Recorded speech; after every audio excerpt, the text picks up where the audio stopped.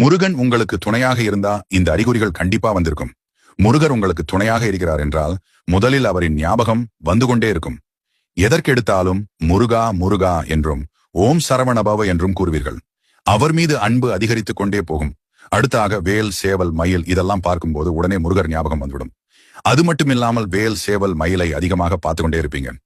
முருகனுக்கு உரிய சிறப்பான நாள் வருகிறது என்றால், அந்த நாளை நீங்கள் ஏதோ ஒரு காரணத்தினால் மறந்துவிட்டீர்கள் என்றால், அன்றைய தினம் உங்கள் மனதிலும் கண்களிலும் முருகனின் உருவப்படமோ முருகர் சம்பந்தப்பட்ட பொருட்களோ உங்க முன்னாடி வந்து ஞாபகப்படுத்தும்.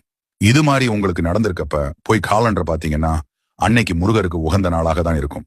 விசாக நட்சத்திரம், கிருத்திகை, செவ்வாய்க்கிழமை, சஷ்டி இது மாதிரி ஏதோ ஒரு நாளாக இருக்கும். நீங்க ஒரு கஷ்டத்துல இருக்கும்போது உங்களுக்கு உதவி செய்ய ஒருத்தவங்க வருவாங்க. அவங்க பேர் கண்டிப்பா முருகன் பேர்கள் உள்ள ஒருத்தவங்களாகத்தான் இருப்பாங்க. அடுத்து மனசுக்குள்ள ஏதாவது ஒண்ணு போட்டு குழப்பிட்டு இப்ப நம்ம எடுத்திருக்கக்கூடிய இந்த முடிவு சரியா தப்பான்னு குழம்பி தவிக்கும்